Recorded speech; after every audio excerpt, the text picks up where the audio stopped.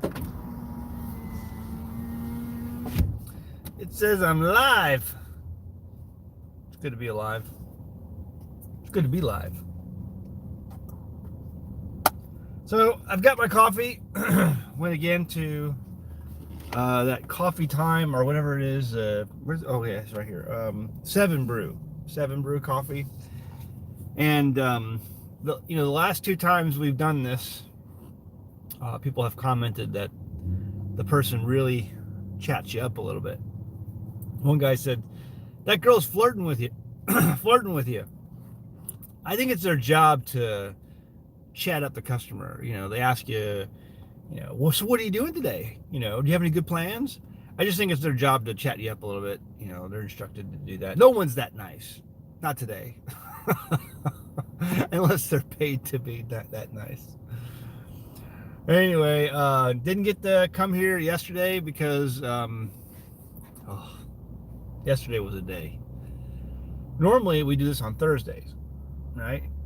Good morning, Dandelion Homestead. Happy Prep Day. Yep. Good morning from Cabo, Arkansas. I don't know how to pronounce that, but good morning. Morning, Scott. How's it going? So yesterday was a day. Normally we do this on Thursdays, and I go get my coffee. I drop Jamie off at the clinic to get her vitamin C IV, and then stress closing day. Well, congratulations on that. There's Buffy. Good morning. Rodney Johnson. Good morning. Morning, everybody. So we get up at 8 o'clock. Or no, we got up at like 7 o'clock, and we left at like 7:45, getting ready to leave, and driving down the driveway to go to Jamie's appointment. And I had not yet had my coffee because I was like, I'm going to be doing coffee time today, and I'll get my coffee, like I normally do on Thursdays, and then do the live little podcast. And then I noticed that Vindicator, our bull, was gone. Vindicator was gone. This is his name, Vindicator. And he's named after a Hereford that was in a movie back in the 1960s. I forgot the name of the movie, but there's a if you just Google Vindicator Hereford, you'll find the movie that cow was in back in the 1960s. Anyways, that's what he's named after. And he's a miniature bull, and the bull was gone. And I got up that morning, and I opened the blinds like I normally do, and I look out at the pasture, and I see the sheep, and I'm like, there's no bull out. Where's Vindicator? He must be in the sheep shelter, because I can't see inside the sheep shelter from, where the house is. And so I figured he must be in there.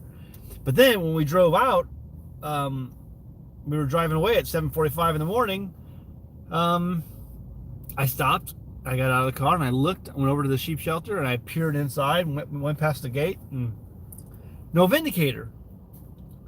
At that point, alarm's going off in my head, right? Because the bull is missing.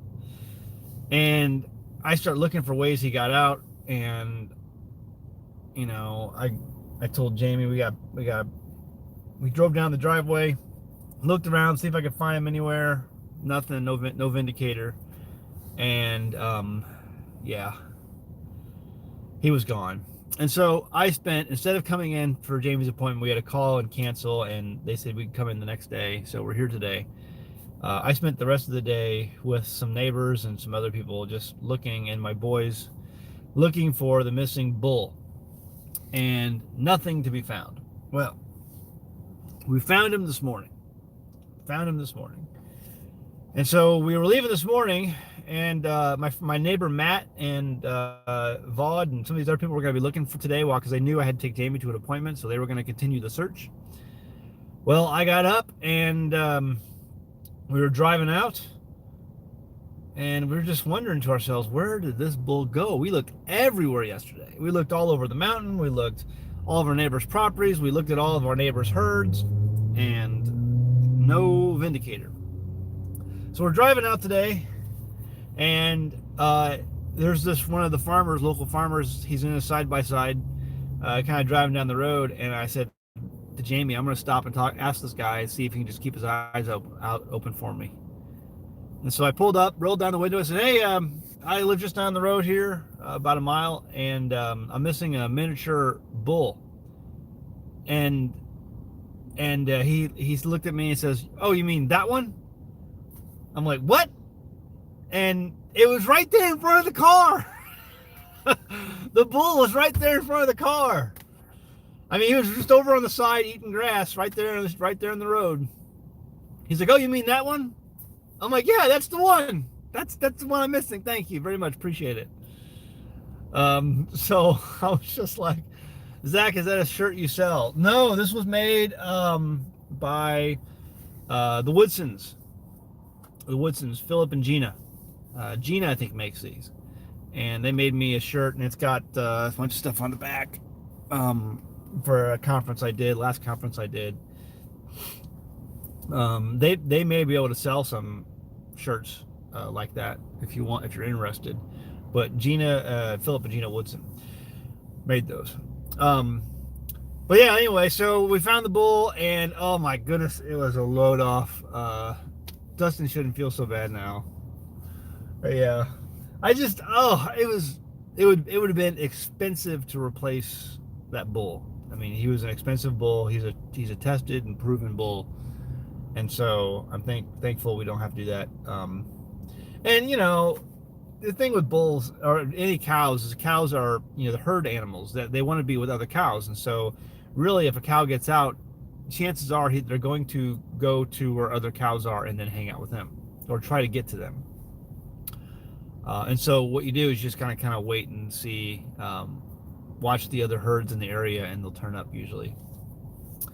Anyway, he was all off by his lonesome though, eating grass on the side of the road, and he was hanging around some cow pens. Anyway, the guy's going to pin Vindicator up and hold him for me till I get back this afternoon, and I'll be able to get the bull back and get him back up in the corral over at my place. Oh, just things like that just threw my whole day into a tizzy, and I'm really appreciative of my neighbors who helped me out. And then my car broke down, my truck broke down, and the heater core, one of the heater core what's the name of that, tubing, one of the heater core tubes busted off, and so I had to take off one heater core tube and then route it back to the engine so it just kind of circulates and bypasses the heater core. So my truck doesn't have heat, which I don't really care about because I never use it, especially not during the summer. And so my heater core is hose busted, so it took me a while to get that fixed, but it's working now. So anyway, it's coffee time, and I'm looking forward to it. Anyway, so that whole story to tell you that I did not have my coffee yesterday because I was planning on having it with you. And because I didn't have my coffee yesterday, I had a little bit of a headache, and at about midday, I'm like, why do I have a headache? Oh, I know why. Because I haven't had coffee time. I'm allowed 1 cup a day. I have 1 cup a day, and yeah, I didn't get it yesterday. And so, and I've been drinking this like Turkish bean coffee that I had found at the Ozark Natural Foods place, and it's pretty good in caffeine. And so I just have 1 cup a day, not a big cup, and yeah, not having that 1 cup. Man, that's a long line over there. I'm glad I got this. I'm gonna show you.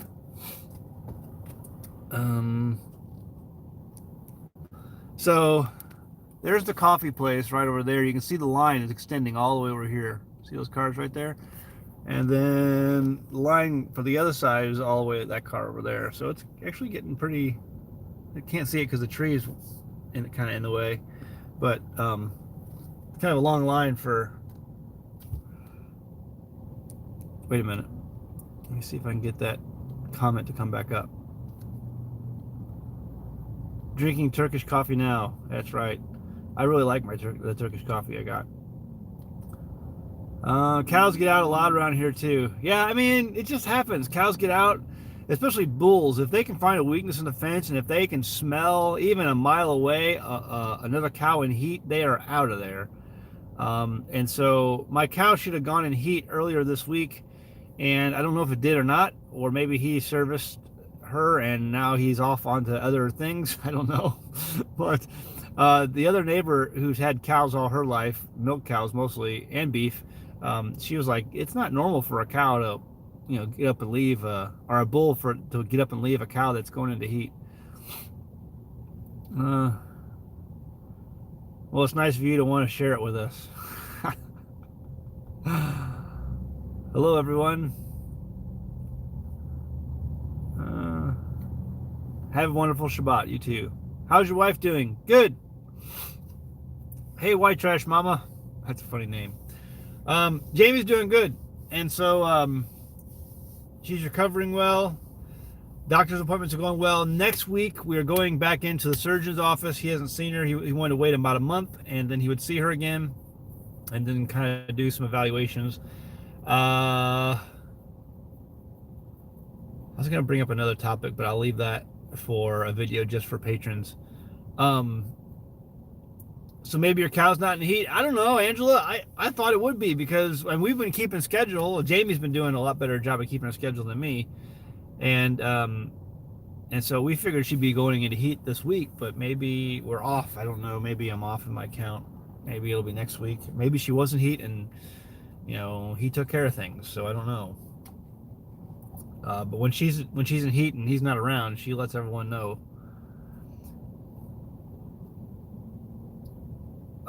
Yeah, so White Trash Mama, and people who don't know, Jamie was diagnosed with cancer in February of this year. No, well, actually it was late January, but early February, whatever. And then so we tried about 2 months of just doing natural things, a number of things. Anyway, we believe all those things did work well, but she still, at the end of the day, required to have surgery, and so she removed a bunch of her jaw, the whole chin, and so she's recovering. And right now she's doing vitamin C IVs because the biggest issue with this type of cancer, it's a hard cancer to beat, and so we're trying to prevent recurrence. And so we're doing a lot of natural remedies. Vitamin C IVs is a big one out there. Thank you. Appreciate your prayers. And plain old Maxwell House. Call me a coffee snob, but I can't stand some of the stuff that they have, the cheap stuff that they have in the stores. And it's like, it's not really cheap. It's just quality, I guess. You can find cheap quality stuff. It's about taste, man. Taste. I just don't see people will cover up poor quality coffee with just sugar and cream or all kinds of flavors, and I'm not like that. I want good tasting coffee, and I don't care if it's cheap or whatever. I just want good tasting coffee. Some coffee grounds, yeah, don't give much flavor. Exactly. Anyway, so every Thursday and Tuesday usually we come here, and Jamie goes. Her dad takes her on Tuesdays, and I take her on Thursdays. But yesterday we had a big debacle with the bull at the house, and so we couldn't do that. And so today we're here, and Jamie's at her appointment, and I'm enjoying the coffee. Have you tried true Cuban coffee? Oh. I don't even, can you get that? I mean, that's like illegal, right? You go to jail if you drink Cuban coffee, like Cuban cigars. That's still pretty hot. Oh, but it tastes good. That's why I love my percolator. Use it every day and percolator makes really good coffee. Good coffee. But we use a coffee cone, which is also very good. It doesn't have the acidity that a percolator will have, even though I like the acidity a percolator makes. I'll tell you what, a coffee cone is my top way to make coffee, and a percolator is probably my second top way, my second favorite way to make coffee. Cuba is open trade now, I thought. Maybe, I don't know. Hey, shalom, Michael Cross. Good to hear you. Good to see you. Hello from Idaho. Prayers continuing for you both. We love it. Wheatree says she loves perk.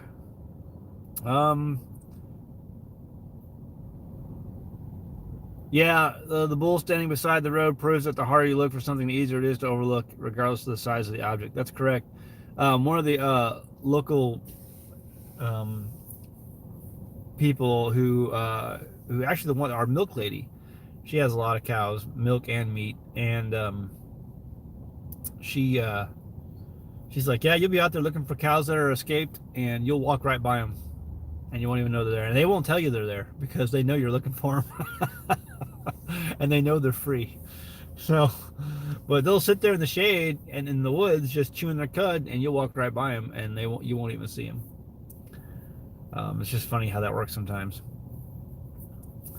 French press, yeah, everyone talks about French press, and I've never. I mean, I don't know. French press is probably really good because there's a lot of people who really like French press, but I've never tried it. So actually, I have tried it. I've tried it from when other people have made it for me. It's good. I never really dove into getting a French press. We're big on the coffee cone. I like a coffee cone.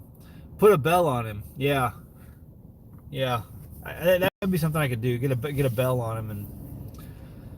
But you know, he's going back to a pen that's going to be like Fort Knox. I bought some cattle panels, and so we're going to get some cattle panels up, and most of the corral area he's going back into has already got lots of cattle panels on it. So Truffle is going in with the bull in the corral, and they're going to be locked up for the next month and a half, and hopefully the job will get done.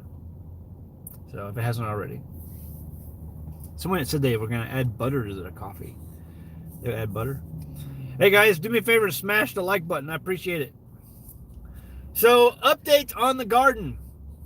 Homestead garden. So, you know, I didn't think I was going to have a garden this year because I was really worried about what we were going to be able to accomplish with all the stuff going on with Jamie and that being our main priority.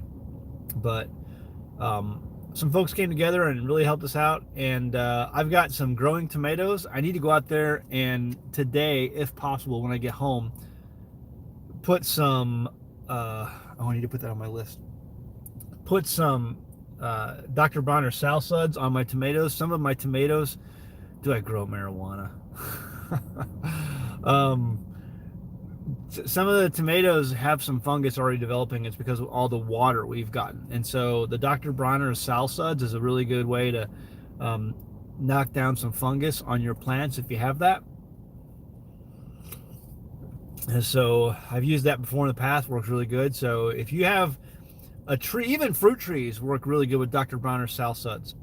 If you have a fungus issue, Dr. Bronner Sal Suds are a great way to knock down that fungus. So keep that in mind. And you can buy, and you don't need a lot. You can just put a couple drops into like a spray bottle, sprayer, and yeah, you can that'll work great. And so I need to do that on my tomatoes like today. So tonight, I think I'm in charge of making dinner tonight.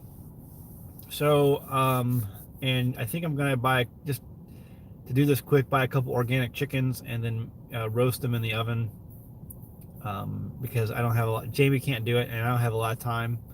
And so, love Dr. Bronner Sal Suds. Yeah, Dr. Bronner Sal Suds is great stuff. It's all natural product. Brown fungus on strawberries here in the Mennonite community in Kentucky. Yep. Yeah, appreciate thumbs up the videos. Get the thumbs up out there. I appreciate it. Hit that thumb. If you're just listening in the background, that's great. But hit that thumb up. Jamie's mom's doing great. She's working really good at, we have a new solar powered washing machine, and I will showcase that coming up in the next week or so. So Tim, so here's how it worked. When we went to the hospital, we knew Jamie was not going to come back, and she was not going to be 100% for quite some time because her leg. So for those of you who don't know, they basically took her chin out, and they took her fibula out of her leg, and they used the fibula, or part of the fibula, to replace her chin, to shape a new chin. And so not only does she have issues now with her face and the scarring, and that's healing really well, but she can't walk very well. She walks with a limp, and she's been going through physical therapy to get better with that, and doing fantastic, by the way, doing absolutely fantastic with her healing. In fact, I think the physical therapist is going to be discharging her next week. So now that that's taken care of, all that's to say, what we're going to do about laundry, and so because that was like one of the big things she did all the time was, keep us in clean clothes, and I don't like stinking. So we installed a solar powered washing machine. Solar powered washing machine. And it works. It works. And Joanne has been the one who's been masterfully, running that thing and even doing some of our laundry. And Jamie's been using it the last couple days because she's gotten a lot better with her healing in her leg. So Jamie's been working the solar powered washing machine. It's a solar powered washing machine, and it works fantastic. Tim had to rig up some sort of pump and pressure system to be able to force water through it, so that when you want to fill it up, it comes from we're using a big 1,500-gallon water tank that's gravity fed, but the gravity feed is just not powerful enough to push it through some of the small little holes that the water needs to go to in that washing machine. So he had to rig up a separate tank that he pressurizes and then puts a pump into that feeds that washing machine. But as far as I know, it's working. I haven't really checked it out myself because I've been so busy. But we have a solar powered washing machine that's working. We're still 100% off grid with a laundry machine and able to power our laptops and cell phones. We have fiber optics, all powered by solar on the homestead. Can't get better than that. I mean, people are like, well, when are you going to break down and eventually get electricity? Not going to happen. When am I going to do a video on that? Sean O'Malley wants to know. Sean, I will try to do a video on the solar powered washing machine coming up. It's on my list. It's definitely on my list. So I will do that.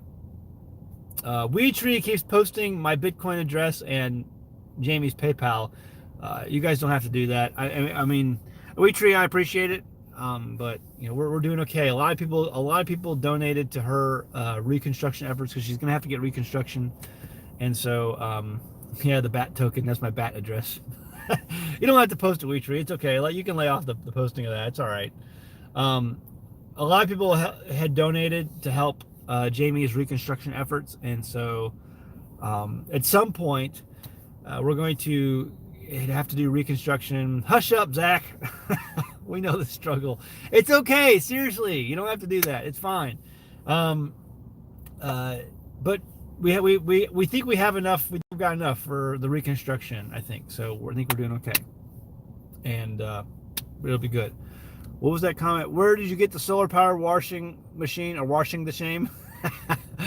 I guess that was I want one. We have a huge solar fridge. Fantastic, love it. Laugh out loud, WeTree. So we bought I'll tell you which one it was. I don't know which one it was, but when I do the video, I'll tell you what solar powered washing machine. See, it's our own solar system. We have our own solar system, and the solar powered system that we have is powering the washing machine. And so what they'll do is they'll use the washing machine, and then they'll just go hang it up on the line and let everything air dry instead of having a dryer, because heating elements are what take up the majority of your solar power, your electric power. And so the washing machine doesn't have any heating elements. It doesn't have any hot water. We just put in cold water, so it doesn't heat any water. We have, so it's that kind of it's that kind.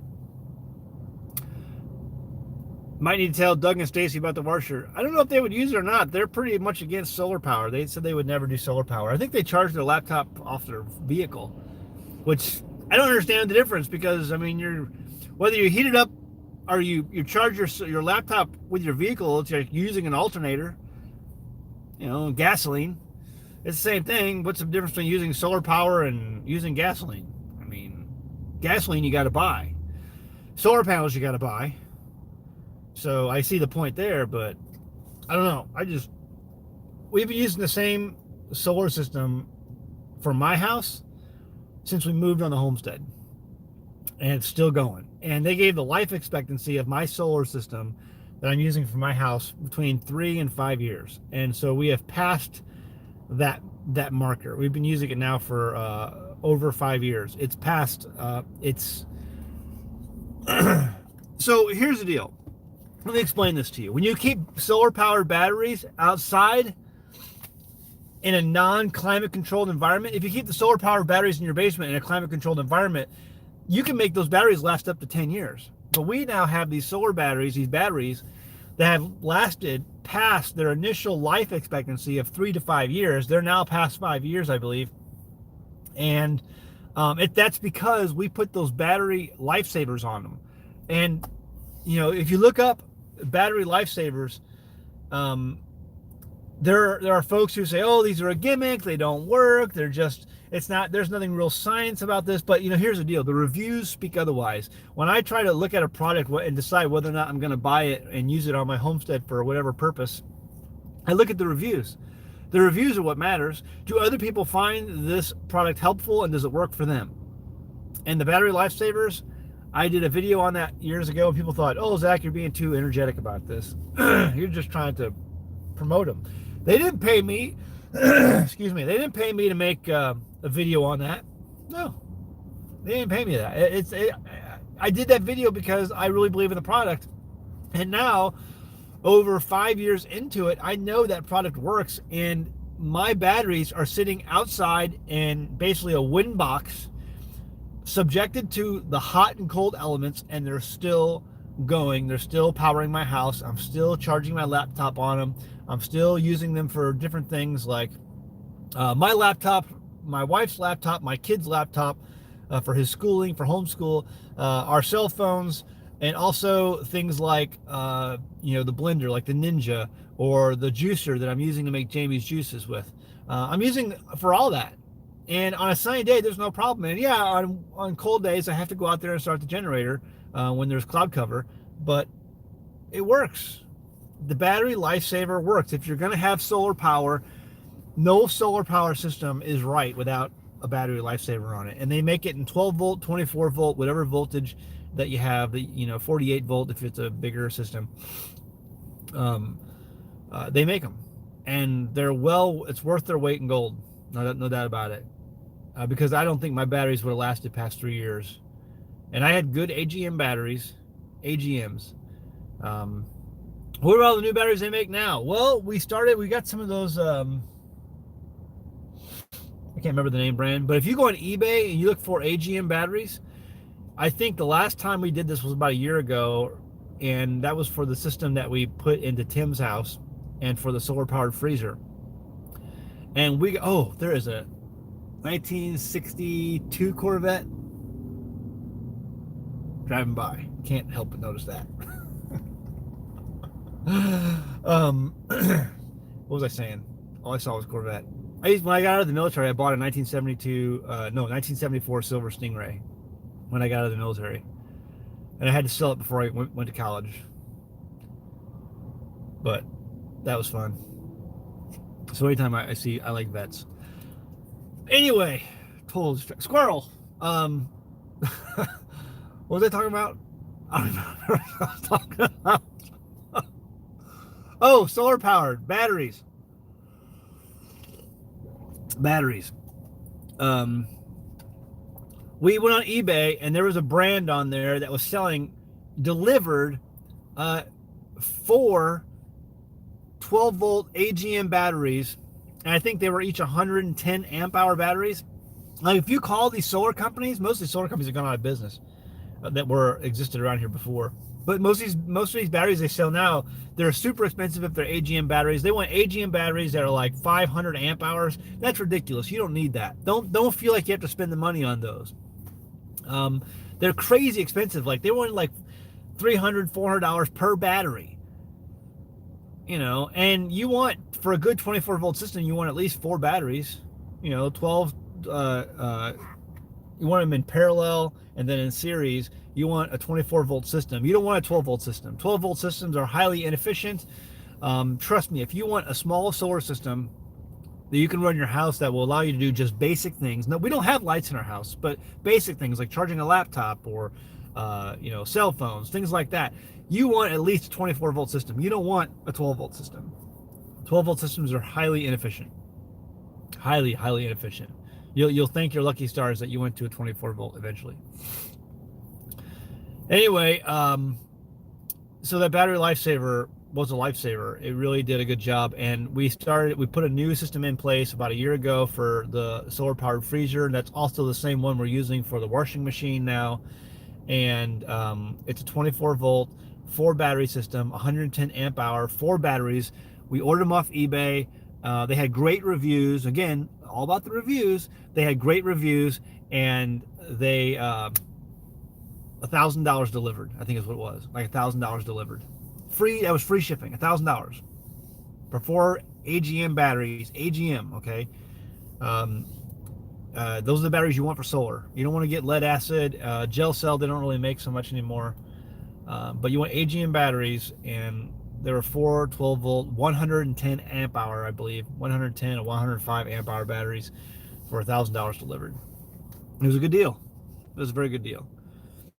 How often do y'all wash your clothes? Once a month.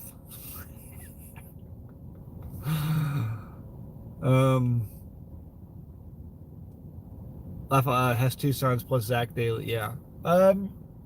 She usually washes clothes every other day, maybe every day. You do it if you do it every day, you have a lot less to do. And the solar powered washing machine that we do have is not big; it's small. But it does small to medium loads. You know, you wouldn't want to do a large load like you do some of these other washing machines that you see out there. But we'll do another washing machine video, Warsh, W-A-R-S-H, Warsh, because that's how it's spelled. The R is invisible, just like the silent E. It's the invisible R. Warsh, where I come from. So, is it worth trying to find batteries from salvage Teslas or similar hybrid systems cost effective? It depends. It may work for a while. Like one guy came to me, he found an old salvage battery, right? He's like, Zach, I want to be able to hook up this 12 volt solar panel to this battery so I can have my radio on 24 hours a day. And he has like a little camper he lives out of. And I said, okay, you can do it. Technically, he should have a charge controller and inverter for that radio. He has a radio, like a boombox, like a little boombox, you know, from like 1980s, whatever. You should have like an inverter. You should have like a charge controller, all that. But you know what I did? I just took that solar panel, 12 volt solar panel, and it's actually like 14, but it's for a 12 volt system. And I hooked it up to the battery. It doesn't have a charge controller. Okay, it's in a place where it doesn't get a whole lot of sunshine, but it gets enough because there's trees in the area. And that's enough to keep that battery charged, enough to keep that radio on 24 hours a day. And what I did was I took all the batteries, the little, you know, D-cell batteries out of that radio, and I figured out where the beginning and end point was for those battery array, and I just hooked the battery up to those endpoints in that radio, and it just stays on 24/7. Is that the optimal way to set up a system? No, absolutely not. But it's been going now for over a year. If you know what you're doing and you can do it right and you can configure it right, you can get things to work. But all that ability comes with education and wisdom and experience. When I first started hooking up solar systems, I had no idea what I was doing. But now I feel pretty confident at hooking them up and helping others because I've done enough of them. So what I would recommend is make sure your voltages on everything that you hook up, your voltages are the same. So if it's a 12 volt system, make sure everything's 12 volt. If it's a 24 volt system, make sure everything's 24 volt. Same with 48 volt. Make sure everything's 48 volt. If you go out and you find a bunch of Tesla batteries or whatever, or used batteries, make sure everything's on the same voltage. When you hook things up, make sure everything's hooked up correctly with the same parallel and series that you're going to be using for that voltage system. So just make sure. You know, look up online, look at diagrams. There's lots of diagrams online. I've tried to put a lot of diagrams out there on the internet on how I have my system set up, because it was someone who made a really good diagram that helped me first understand how all this stuff was supposed to be put together. And I found that to be very beneficial and allowing me to just understand how it all works. So just, you can find old batteries, salvage batteries, Tesla stuff, you know. I don't know so much about the way the batteries, excuse me. Could you hook up like a 12 volt lead acid with a 12 volt AGM? You know, mix and match a few of those and hook them up in a 12 volt, like say 12 times 2 in a 24 volt system, running them in parallel and in series. Could you mix and match that way, like between lead acid and AGM and gel cell? I don't know. Maybe. I don't know. Maybe it could maybe work. It may work. It may work for a little bit. But here's the deal: if they're salvage batteries, you're only getting them to work until you can get some better batteries anyway to replace them, right? So you're constantly doing that. I don't think it'd be very reliable in the long run. But there's all kinds of videos out there about how to find old batteries and then restore them. It's really hard to do. It's really hard to do. Here's how a battery works. We'll just go into this. I haven't talked about this in a while. A battery has plates in it, and every time the battery is discharged, there are crystals that form on those plates. And then every time the battery is charged, the crystals dissipate back into the electrolytes that are within the battery. Okay, that's how a lead acid battery works. And really how every battery works. But there's just more efficient ways to making batteries so that is better. So every time that battery discharges, crystals are formed, and every time the battery charges, the crystals dissipate back into the electrolytes or back into the whatever chemical that is in that battery. Eventually, every time that battery is charged again, however, not all of the crystals go back into the battery electrolytes. So you're left with a film of crystals that never go back ever, supposedly. And the thing that the battery lifesaver does, that supposedly it does, is that it sends out these pulses into the battery to get those remaining crystals to always dissipate back into the electrolytes or whatever chemical it is, whether it's an AGM or was it glass mat batteries or whatever. I think the nickel iodine or whatever it's called for the Tesla batteries. I'm not sure how that works, but really the principle is the same. It's all the same. You just eventually that battery is going to die because it's going to go through as many charges and discharges as it can possibly handle, and that's it. It comes to a point where it won't hold a charge long enough for it to be worth it anymore. Waynesboro thinking of if Spring with solar, but have too many projects to start a new one. I want to try solar pump from Spring to house someday. Yeah. How long do batteries last, or how long do you have to replace? That depends, Yvonne, because a wise man once told me years ago, he says most batteries aren't killed. No. Most batteries don't die, they're murdered. Most batteries just don't die, they're murdered because you don't take care of them correctly. So battery care is the biggest thing with how long batteries will last.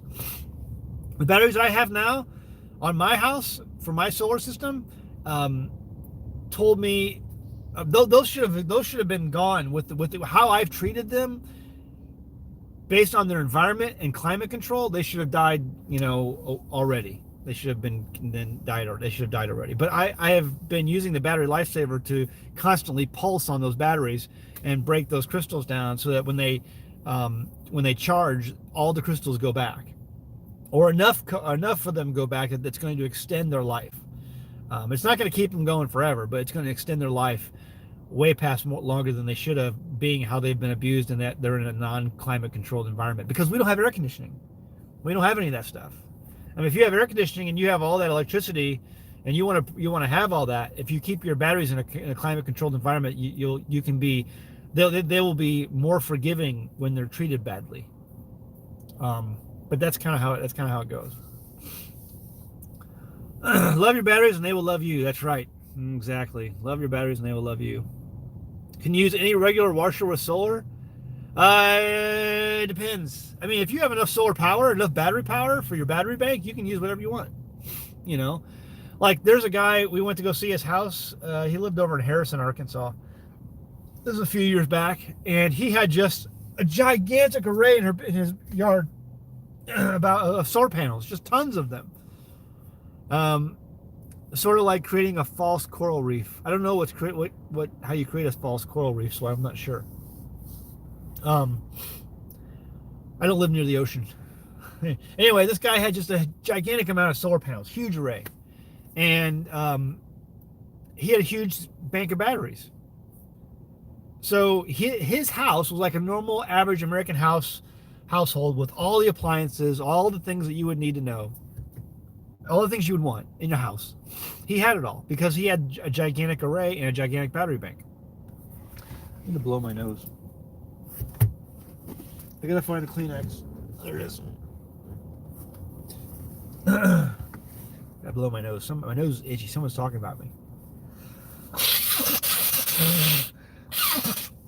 Pardon me. It's either that or I keep snorting on camera.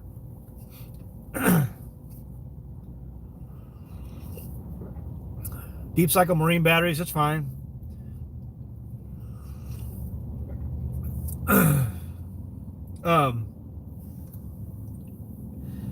The best batteries you can use for solar these days are going to be auto glass mat, whatever it's AGM. I forget what it's called. AGM batteries. And I don't know so much about some of the Tesla stuff and the nickel, what all it's called, how long they last compared to others. But there's some really good AGM batteries out there that you can get, and not pay an arm and a leg for. Just be, if you're going to use it for something simple, you can use 105, 110 amp hour, even 100. I think maybe those batteries I got are 125 hour amp hour batteries. But you don't need to buy some 300 amp hour, 400 amp hour batteries. I'm not going to explain to you what amp hour is. I'll let you look it up. But you don't need something extravagant for a solar system. You know, a good 110, 105 amp hour batteries are good. I hope I don't bore everyone else who doesn't care about solar power. Thank you for the prayers for Jamie. I appreciate it. And AZ Artista, you play that horn well.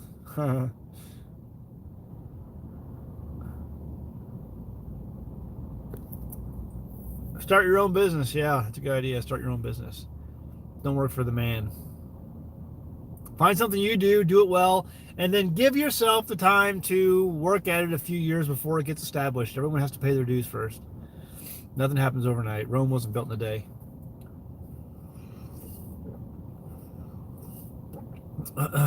Good coffee today.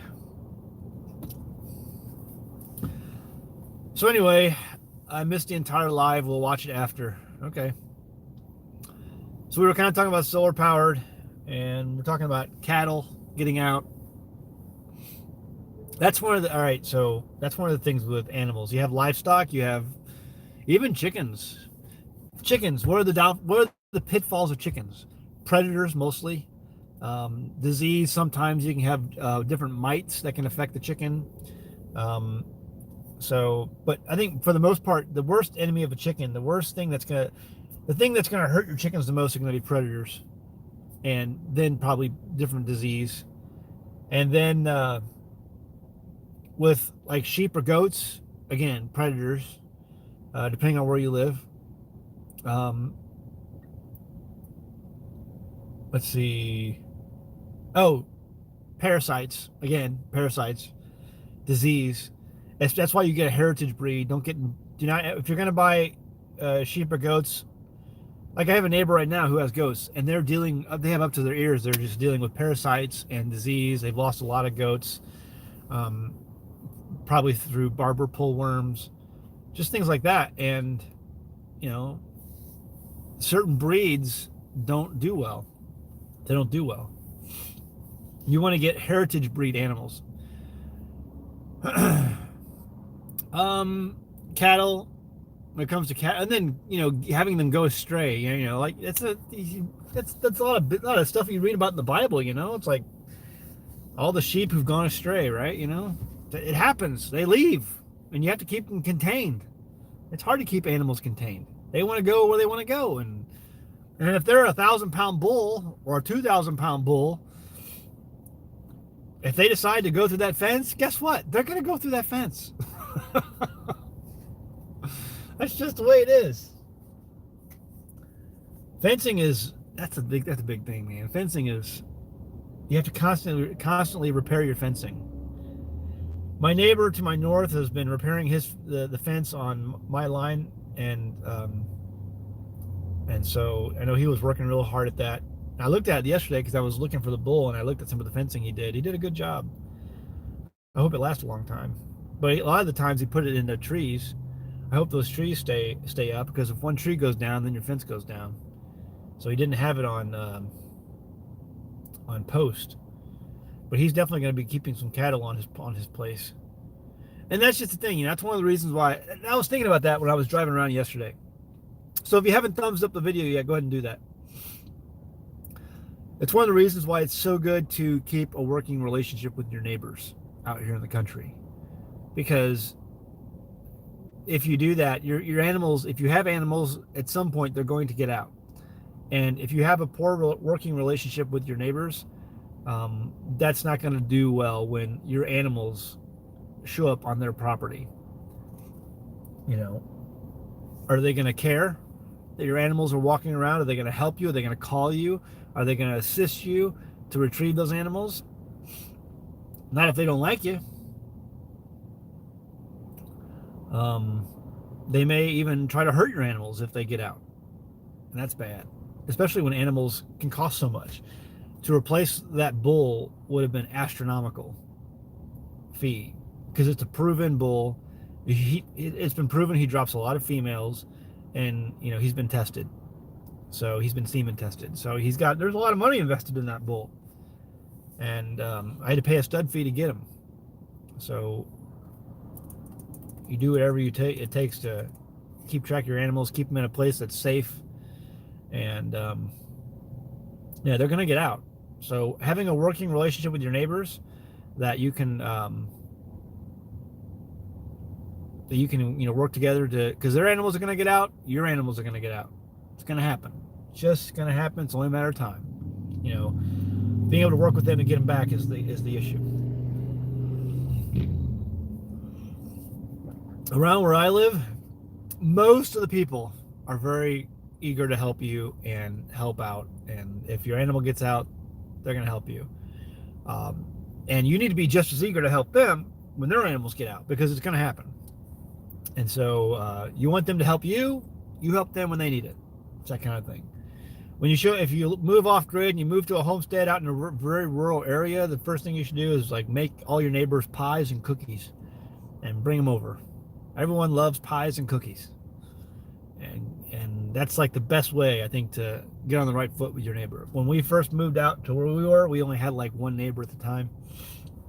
Jamie made banana bread and brought over banana bread. That was kind of I won't go there. Anyway, so that's what you do. That's what you do. Pies and cookies or banana bread.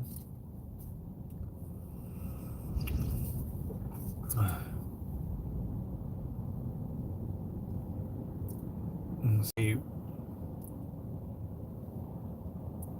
Train your chickens to get fed and lay at home. Yeah, that would be great. You just inadvertently hit on the solution to the border issue. Solar-powered e-fence, bipartisan and green. Yeah, 20,000 volts. Paid animals are taken care of better. Yeah. Something Farm Alarm said $20 each. I'm not sure what he's talking about. My cousin wants to buy 2 of my egg layers. Both just became routine layers. Good price to sell, or should I give them to her for free? Oh, don't give anything away for free. You can let her make any money that way. And it's yeah, exactly. What did we Tree say? Yeah, paid animals are taken care of better. If you just give away the animal for free, it doesn't mean anything to them. They don't have any skin in the game. It's really important to take care of your animals. And not just because I'm some sort of animal lover. I'll kill an animal just as quick as I'd open up a box of crackers. It's all food to me. But, you want your animals to have a healthy, happy lifestyle, because they will in turn be healthier animals for you, because you want to be healthy. So treat your animals well, and you'll be better off for it. And yeah, they're valuable. So don't give animals away unless you're just trying to get someone unless someone is totally new and they just want to get started and they don't have any funds to get started, but you really want to help them out. That'd be different, But make sure they understand that, hey, I'm doing you a favor. I'm giving you how much dollars worth of animals that I would normally sell, and I'm doing it to you as a favor because I want you to succeed. I like goats, and I'm guilty of selling goats to friends. I don't like goats.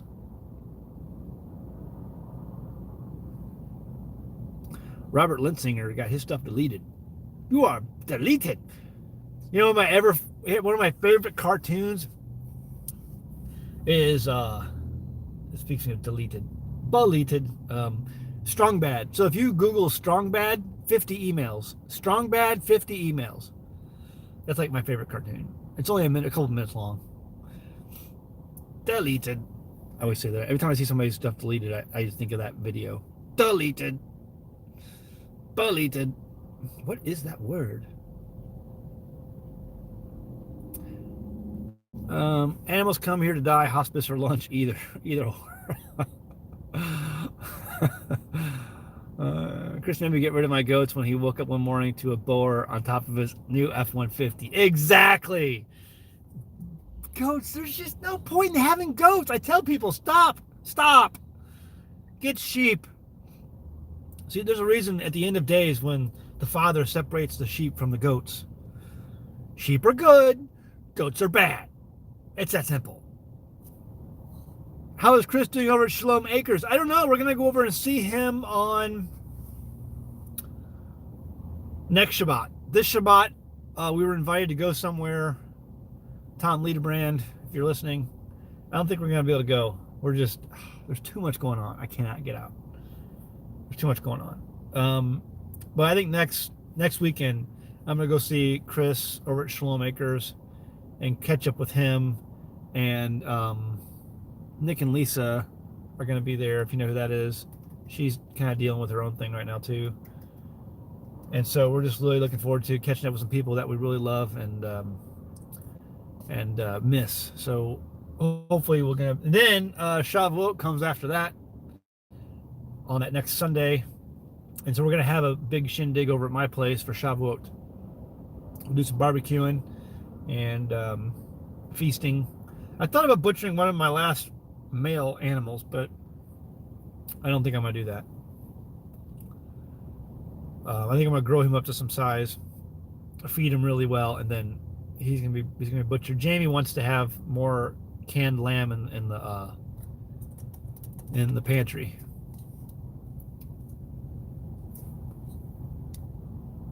Yeah, I don't like goats at all. I've had goats on 2 different occasions. I've owned goats on 2 different occasions, and I've regretted it every time. It was just a pain in the butt. Pain in the butt. They jump on all your vehicles. They destroy everything they can. They're always looking at you. Talk about animals escaping.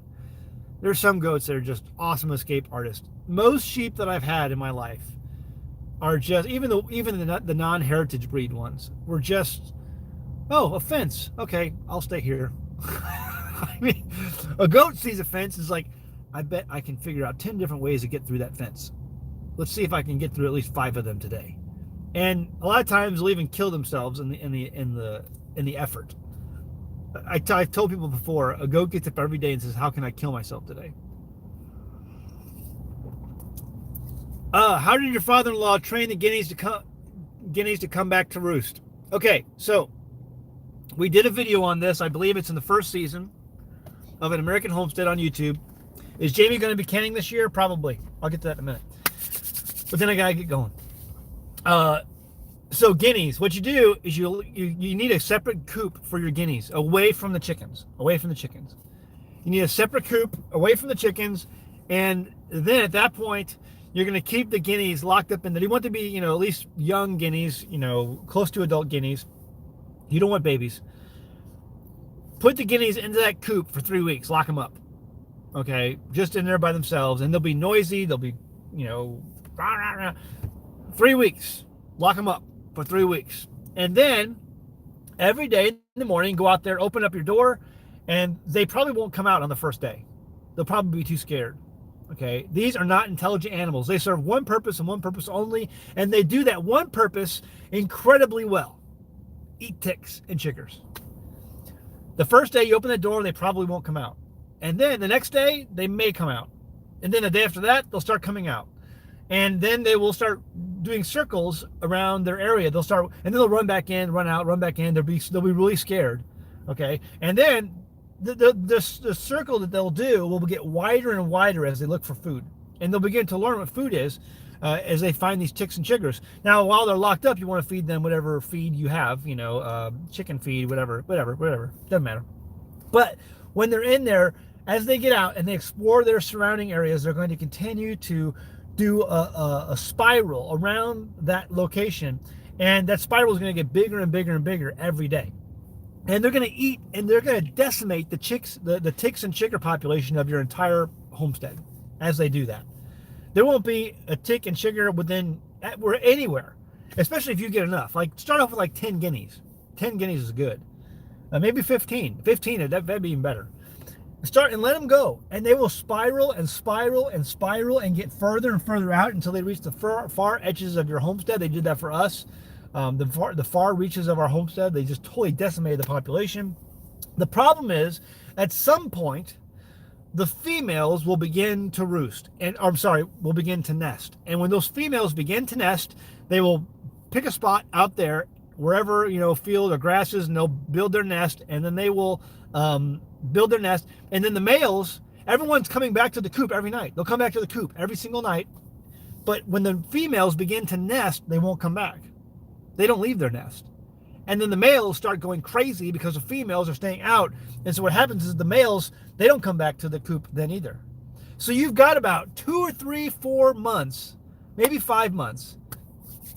I'd say at 5 months is pushing it. 3 months, maybe 4 months of those guineas working the area, and they're out there spiraling, and they're eating all the ticks before the females start to roost. And when the females start to roost, they don't come back to the coop every night, and the males go nuts because the females aren't coming back, and so the males begin to roost in the trees, and then they start dying.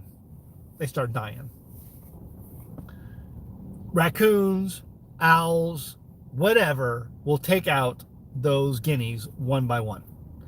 They're an expendable commodity. That's why I did that video called The Expendables. Because, you remember that, I think it's that movie with Sylvester Stallone, The Expendables? Because guineas are expendables. They're an expendable commodity. They do the best job of any animal of controlling ticks. They will decimate a population so well that it will take years for that tick population to come back and to get reestablished. Years.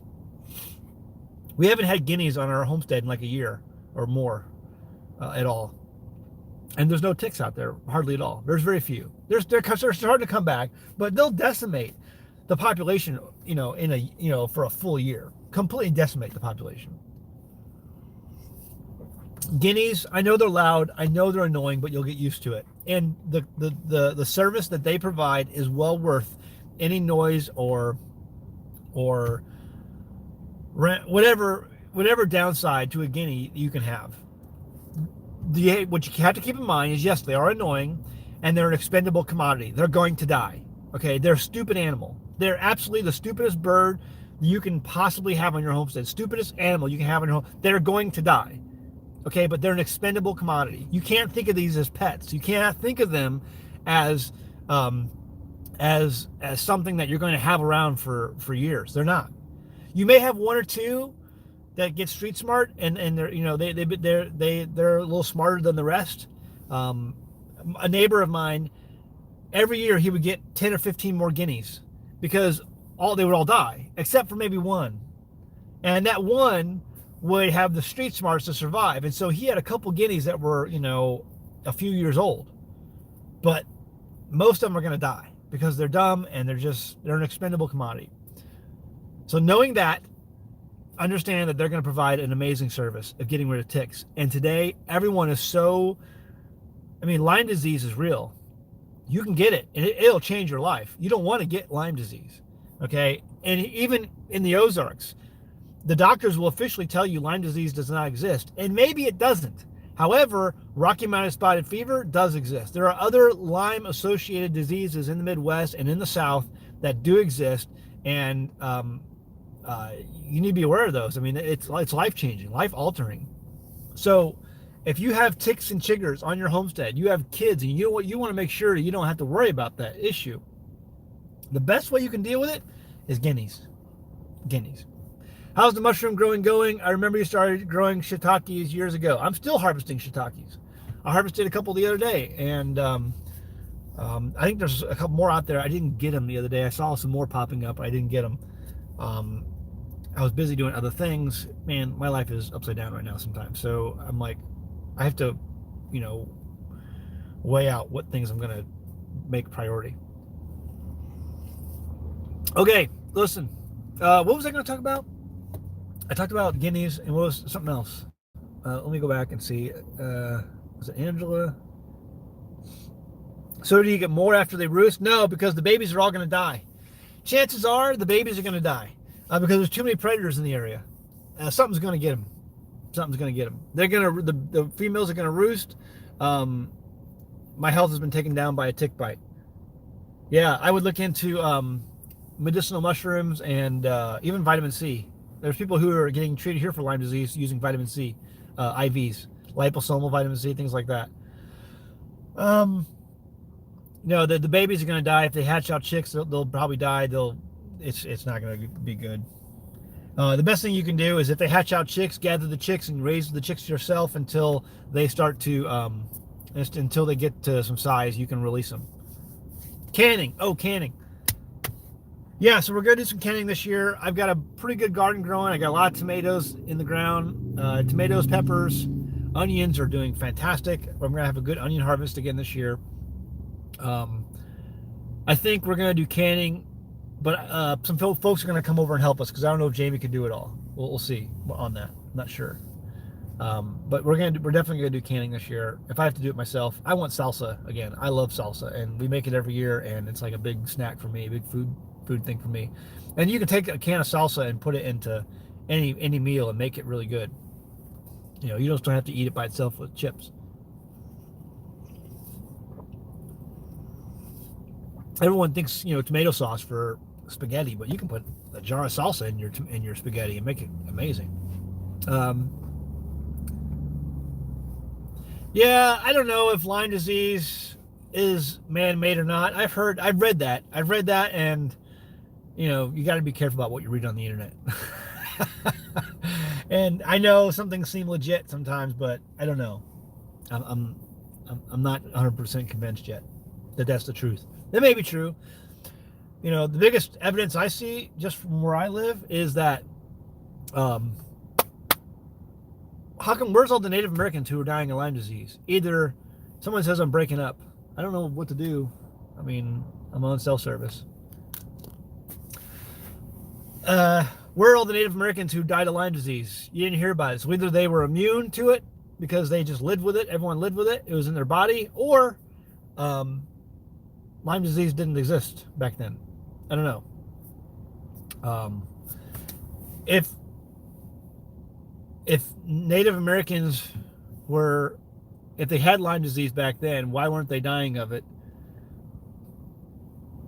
I mean, they could be immune to it. I mean, it's like anything. Native Americans don't handle alcohol very well. It's not in their DNA. You know, they're just different. We used to have a Native American who, in my military unit in Germany, he'd have one beer and he would just be on the floor. One beer. It's because he was a Native American. He was, you know, he was right off the reservation. You know, he couldn't handle it. It's not in his DNA. Any advice on moles and gophers? Yeah, nuke from orbit. That's all I can give you on that.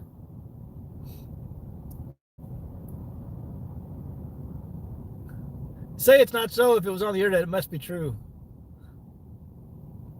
Hey guys, I really appreciate it. I gotta run. I gotta go get a list of things for Jamie that she wants me to do shopping wise before I pick her up. And then we gotta do some more shopping. We're gonna go to Ozark Natural Foods today for lunch. I'm gonna get maybe a salad for lunch. And then I'm gonna go home and probably make dinner tonight. So she doesn't have to do it. But listen, guys, I really appreciate it. Angela McDuff, my bite was a year ago. It's been the hardest thing I've gone through, yeah. Check into those medicinal mushrooms and like the turkey tails. And also the vitamin C IV, high dose vitamin C. Check into that for Lyme disease. And see what happens on that. Do some research. All right, guys, have a great day. Love y'all. Thanks for tuning in. Hit that thumbs up button. Really appreciate it. And I'll see you next time for Coffee Time Thursday. We'll be back Thursdays, hopefully a regular time. Next week's schedule is going to be a little messed up. So We have a few more doctor's appointments we have to go to. I'll explain that to the patrons. So I'll do a video for the patrons for that. Just for the patrons. All right, guys. See, oh, you can watch those videos. You just gotta go to patreon.com to watch them. They're free. You don't have to be a patron to watch them, guys. So, all right, guys. Take care. Love ya. See you next time.